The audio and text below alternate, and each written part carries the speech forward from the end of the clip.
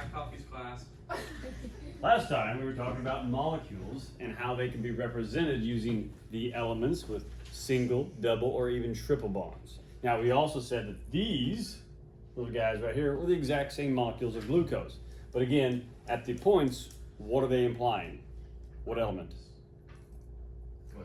Carbon. Yes, carbon. So each point where these lines meet is an implied carbon. That's just a shorthand for how we write some molecules in science. All right? So they're all the same. We talked about how proteins can also be drawn out differently. We don't have to write out every single amino acid that makes the protein. We can draw larger structures that have coils and perforated waves, basically. Those are alpha helixes and beta pleated sheets. So this is actually the structure of hemoglobin. So there are 4 quadrants to it, 1, 2, 3, 4, and these are all different polypeptide chains. Those combine together to make one protein called hemoglobin. Is hemoglobin important to us? Yes. Very. Okay. What element on the periodic table does it contain?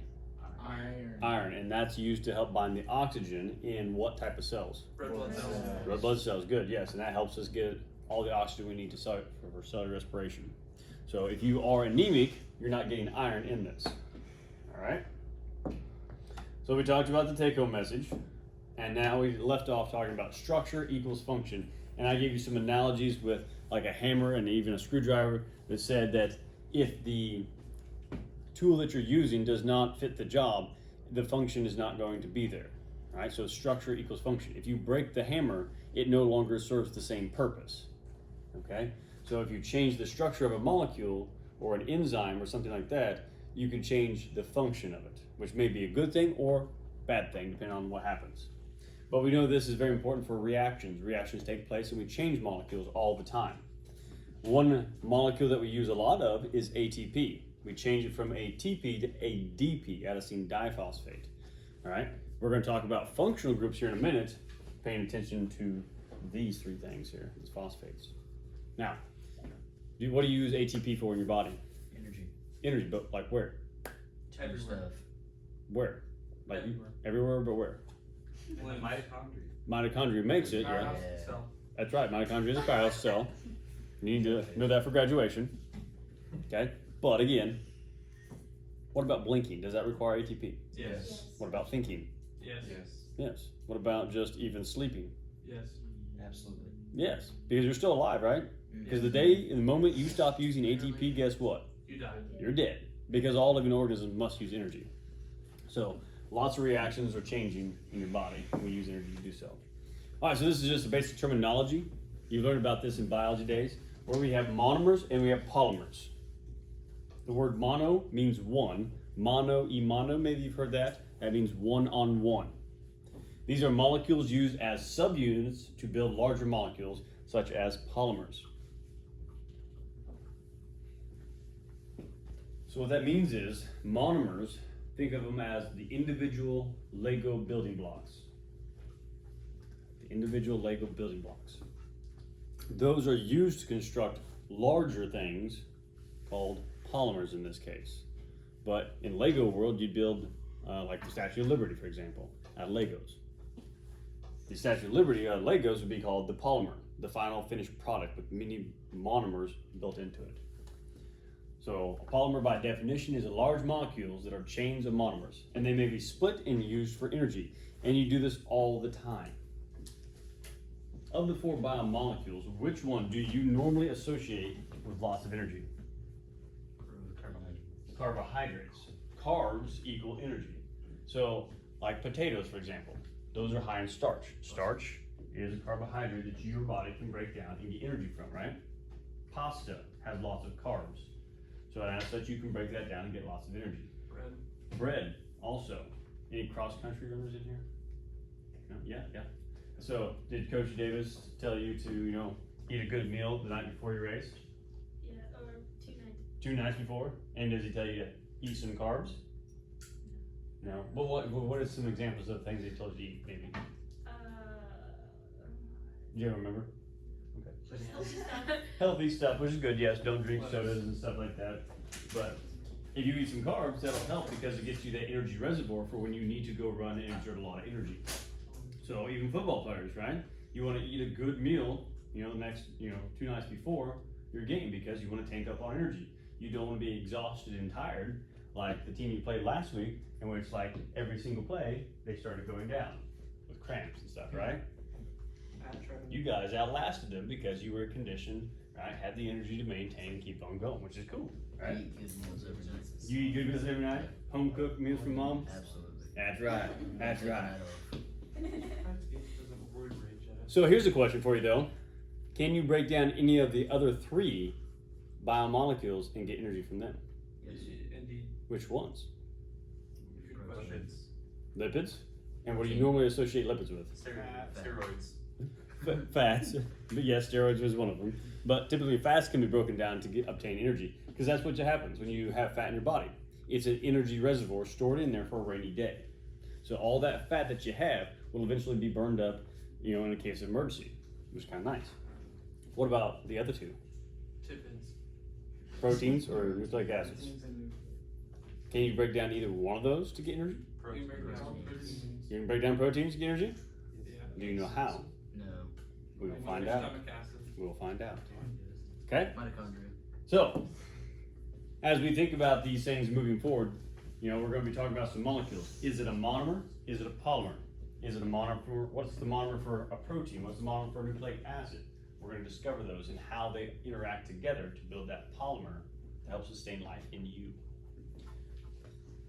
This next term is called metabolism. You have heard of this term before. I want to know here in the next few seconds, what does the definition of metabolism mean to you? Yes, you just copied it down, but I want to know what you know about metabolism. When you hear that word, what do you associate with it? What conversations have you had with it? 20 seconds with neighbors.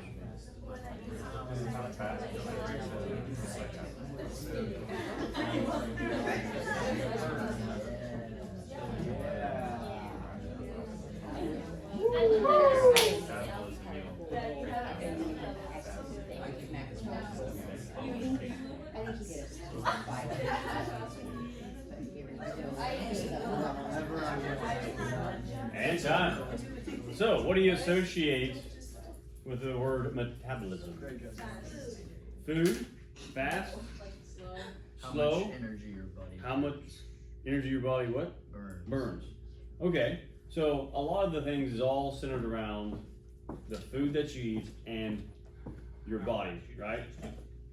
Is that what I'm hearing? Is that typical? Absolutely. Yeah, and that's typically what we hear about. Well, it turns out metabolism is not just that. It's not just your body, your weight, and the food that you eat. It's actually all the chemical reactions in your body, every single thing that takes place. So activities by which cells acquire and use energy to construct, rearrange, and split organic molecules, which organic means they contain what element? Carbon. And allow cells to live, grow, and reproduce. So what that means is every single chemical reaction that occurs in your body is part of your metabolism. Everything. Not just what the food you eat and how you process that. Everything. Thinking in your head is sometimes a chemical reaction in different places. And as such, that's part of your metabolism. Your heart beating requires energy. That is metabolism. Okay, so here's a little segment I like. Metabolism. How important is it to you? Very. It should be, in my opinion, very important to you. Because here's what happens. I don't feel like we educate you properly through the school system on this one word. Because of everything that you learn in high school, this could be one of the most important ones. Why? Because it's how your body will process things in the future. How healthy you will be in the future. How long you will live. And that's pretty important, is it not? Yeah. So when we talk about physical education and stuff, and we play these games and stuff in PE, a lot of people think it's just a nice hour to move around and have a great time. And it is. But they should also be talking about the lifelong effects of physical activity. Whether that's walking, jogging, running, having a sport that you play. Okay? But here's the reality. Many of you, I look around the room, are in some type of sport. Cheerleading, football, golf, band, even band. You guys do a lot of activity. But here's the thing. Let me ask you. How many of the seniors last year went on to play a college sport or got a scholarship for band or something like that? A couple. One. A couple. One. Couple. Yeah. Warren Lane, absolute stud. A couple, right? Just a few. Out of, what, about 110? 110 students? You're talking like 10 or less? Brad got an esports. Yeah, he's a stud. I know. 10 or less? Yes. Absolutely. So there's not very many of you that will go on, in reality, to play on a college sport, whether you want to or not. Okay? So you got to realize that your metabolism is going to change. From this day forward, things are going to start slowing down for you. Right now, your metabolism is probably the highest it will ever be in your entire life. Yes? Can you ever increase how fast your Yes, we're going to get there. So right now, as you start aging older and older, your bodies right now are growing and developing. You are maxing out your height, your growth, you're finishing out puberty and all those things, which turns out, a heck of a lot of energy. And that's why your metabolism is so high right now. As you get older though, it will slow down because you're not growing, your body's not undergoing these changes. So as such, if you do not stay physically active, yes, you may gain weight, things like that. You might hear this called the freshman 15 in college, right? Yes, what is that? Where you gain 15 pounds. You gain 15 pounds as a freshman. So what that means is, a lot of freshmen go to college, and again, they are no longer in some type of sport. As a result, they instead fill the time with what? Eating. They sit around in their dorm room, right? And they get bored, so they eat some food. And then they're really bored. They're like, I need to go out and do something. So they get some friends and they go and partake in some beverages that are high in carbs. And they don't work that off. And as a result, things change because they're not an athlete anymore doing a sport. They do not have a weights class or a PE class where someone instructs them and tells them to do something every day. So they fill their time with sitting, eating, and drinking. And as a result, 15 pounds adds up pretty quick. Whoa. True story. So what can you do to manage your metabolism? Can you increase it? Go to the gym. You could go to the gym. Exercise is a big thing to keep your metabolism higher and maintain it. Okay? The level of, do not take steroids, the level of activity that you do will determine how much your body processes the food that you take in. Right? So just by a guess, you guys are in football here, that I would say, if I'm just going to take a wild stab in the dark, you've already ate lunch today, both of you. Mm-hmm. Are you still hungry? Yes. Greg, Could no, you- I had could a you good eat? lunch. Huh? I had a good lunch. Could you eat more though? Yeah. Exactly. Greg could always eat Many of you in here, how many just by a show of hands, regardless, you're still hungry right now. That you could eat. Pizza. Do you see my point? School lunch sucks. Yeah, but do you see my point? Michelle Obama. Most of you, regardless of the time of day, are always hungry. I know Kalen is. He's their number one customer at McDonald's. They have a photo of him on the wall. Yeah. So you are constantly hungry because your metabolism is high. You're burning lots of energy always. And as such, you got to feed the fire. But one day, if you don't change that because you stop doing things, it will start to accumulate. Your body stores it for a rainy day. That's how it changes. In America, yes, we do have a problem with a lot of fast foods, trans fats and stuff like that, and easy food that makes our bodies become obese, and it results in diabetes and also heart disease. Thyroid problem. Thyroid problems. There's so many things that could be accompanied with this. So this is why, again, I think we do not spend enough time talking about this for your lifelong effects. So what can you do to maintain it? Exercise is one. What else? Run. Eat. Well, that's exercise. Sweat healthy food. Eat healthy foods. Believe it or not, diet and exercise is big. True story. Consistent. Consistency is big. And believe it or not, there's a third one that's really big too. Sleep. Sleep. Going to bed at a consistent time and waking up at a consistent time. Not, yes, I am consistently going to bed between the hours of midnight and 4, somewhere in there. That is not consistent. Yes. How can I gain weight? How can you gain weight? Good question. Eat McDonald's. You want to gain Do you want to gain weight safely and healthily? Fast. Just fast. Well, then you go to McDonald's and eat a bunch of food. I already Do you do do like protein Okay. shakes and stuff? You do have a very high metabolism, I bet. And I bet you're not done growing. Have you been growing lately? Yeah. Yeah. I feel like my brother. So, if Probably you won't want to stop till you're in gain- college. You want to gain some weight, you're going to have to tank up on some serious protein. Maybe creatine. Like ice cream. I would not recommend creatine. Not yet. Not yet. I'm being so The serious. NFL has banned creatine Did they for other really? possible Doesn't health ice effects cream long and, ago. like, peanut Have butter they before really? bed help? Yes. 'Cause it sits in while you sleep. Do what? Like ice cream and No, peanut you are butter. supposed to eat ice cream before Like bed. if you eat it before bed, you can gain weight fast. 'Cause it's My cousins were wrestlers, whatever and they were sits like in state your stomach. champion wrestlers. They had to always cut weight and lose weight, and they said the best way to gain weight was eat bread before they went to bed because your body would slowly metabolize it and it would store it because you're sleeping and you're not burning a lot of energy, so your body would absorb it and put it in I as eat like fats. a whole loaf of bread before I sleep. I You- might gain 5 You pounds. might, as we find out, poop a brick, so Sir. but or become really constipated. So I don't know, but you know, either way, you're gonna gain some weight that way. Yeah. But yeah. It just pumps some iron.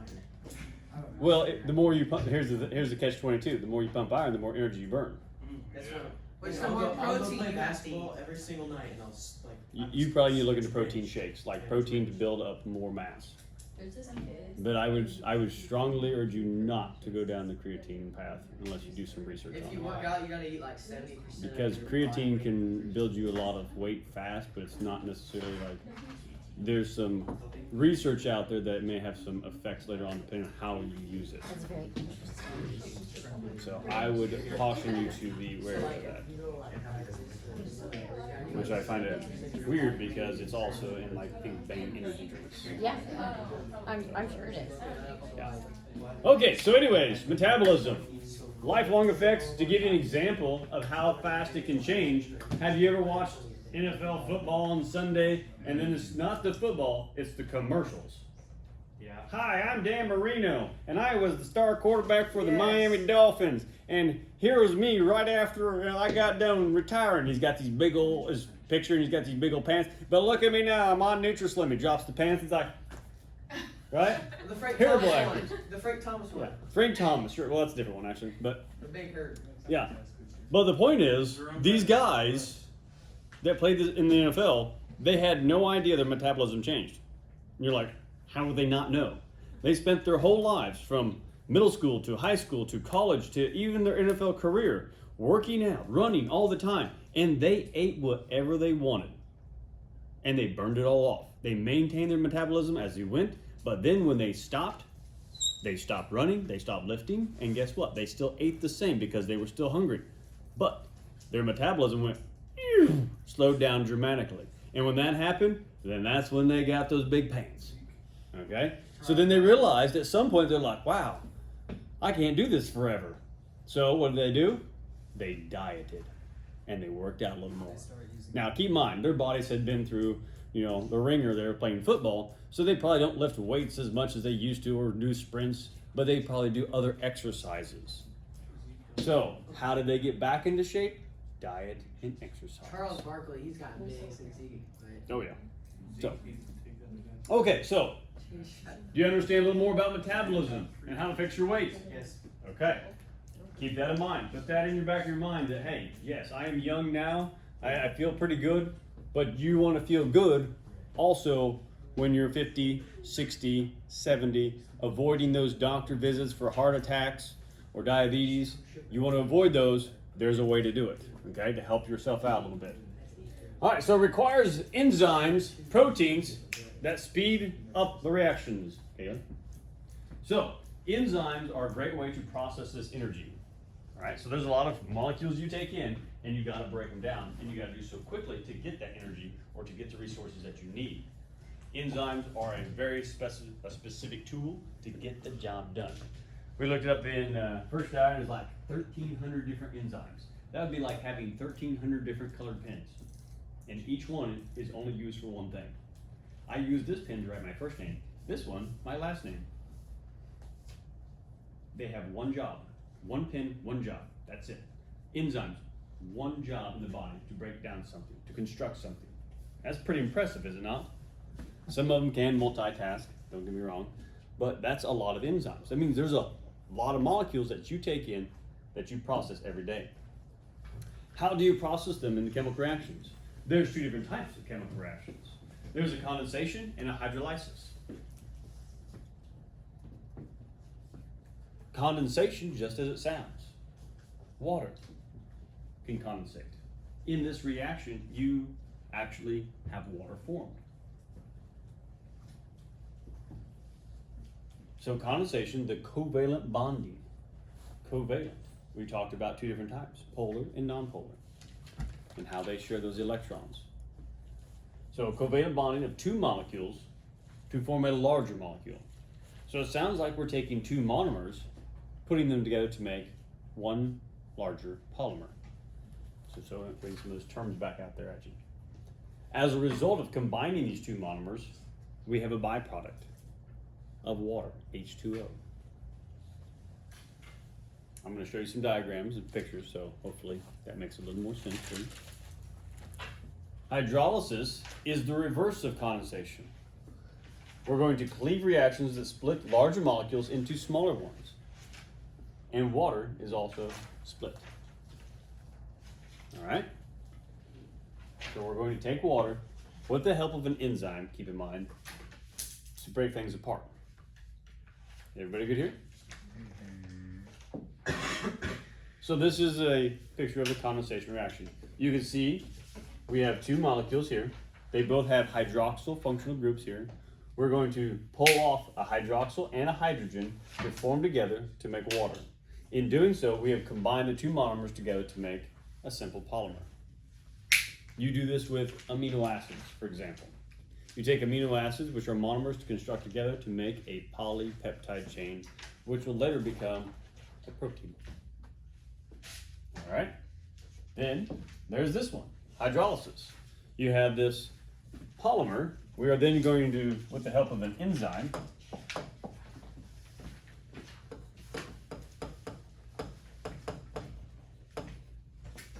break that molecule apart with the water, and then take the water and place it back on there. So now we have two monomers. This would be what you do with carbs.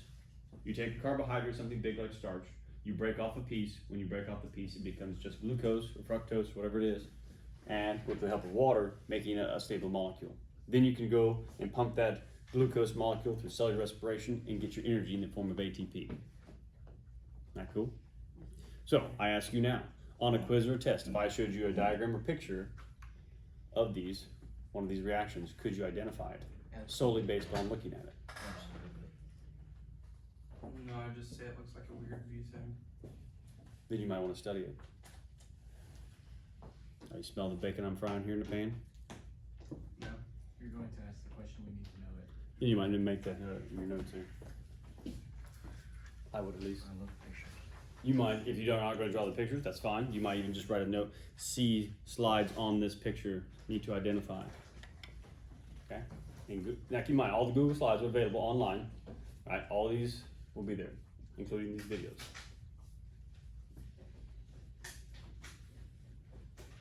All right. So again, there are multiple reactions in the body that will use these, whether you're going to construct or deconstruct molecules. And that is important to note. Sometimes you are creating nucleic acids, which is like DNA or RNA. Sometimes you're ripping apart proteins that you ate, right? So when you eat a peanut butter sandwich, it has chock full of protein. You're going to take those peanuts proteins, break them apart, disassemble them into amino acids, and reconstruct them for the proteins that you need to build maybe more muscle mass or whatever it is. That's why we do what we do. So hydrolysis and condensation, both at work. Everyone good here?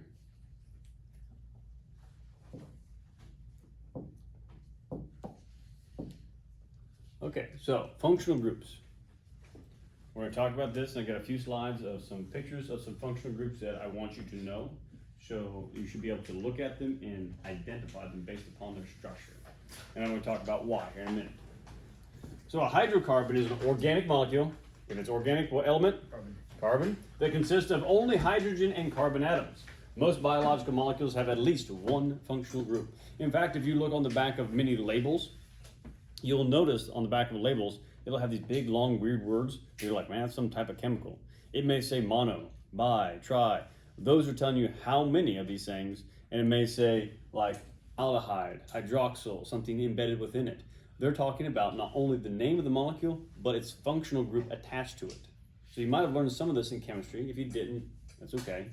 But as a result, these are very important pieces to a molecule.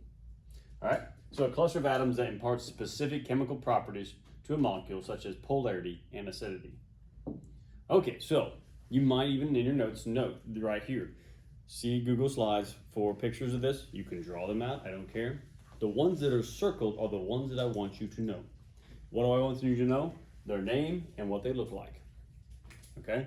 The characteristics, this is why, characteristics right over here, these are the why I want you to know these, because we're going to be mentioning many of these things like sugars, proteins, nucleotide bases, amino acids. All those things are very important. They're going to come up again and again and again.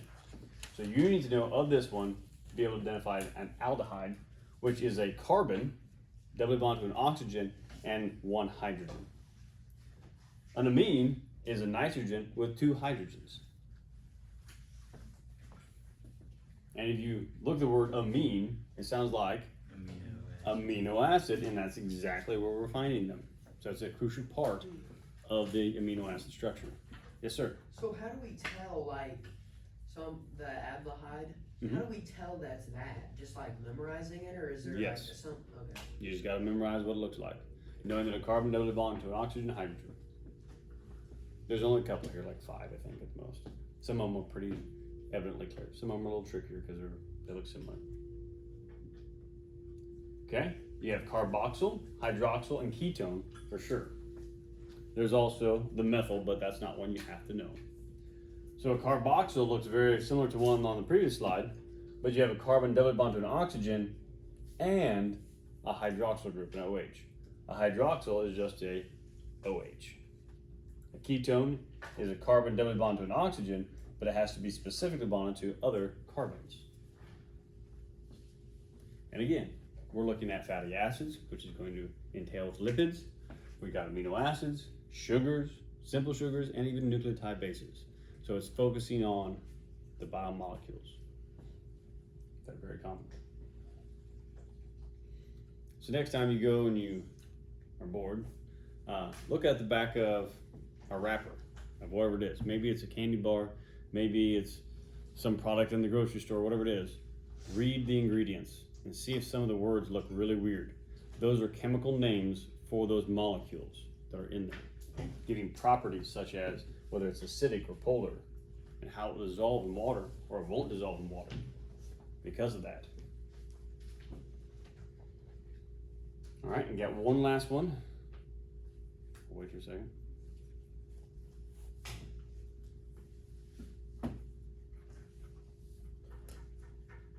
Again, these are all available in Google Classroom. Last one is phosphate. And this is a big one because it's commonly found in ATP, which we will talk a lot of. Okay? So DNA, RNA, proteins have them, phospholipids, and like I said, ATP. Okay, we're going to stop here today. Do you have any questions? Okay.